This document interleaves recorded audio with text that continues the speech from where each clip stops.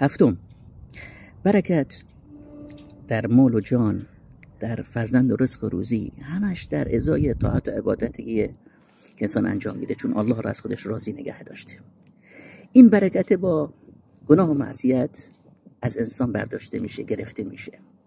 الله جل و علا در قرآن میگه ولو ان اهل القرى آمنوا واتقوا، اگر اهل شهرها روستاها ایمان می آوردن، تقوای الله را پیشه می گرفتن، از گناه و معصیت دوری میکردن، لفتحنا علیهم برکات من السماء والارض، لفتحنا علیهم، باز میکردیم براشون درهای برکت و خیر و رزق و روزی از آسمان و زمین، ولکن کذبوا، ولیکن تکذیب کردن، قبول نکردن. فاخذناهم بما كانوا یکسبون، اینها شد که سبب چی بشن؟ با اون گناه و معصیتشون سبب گرفت الهی بشن. همچنین الله جل و علا میگوید و ان لو استقاموا على الطریقة لاسقیناهم ماء غدقا، آب را بر اونها فوران میکردیم از زمین اگر استقامت میکردن، اگر بر طاعت و عبادت استواری میکردن.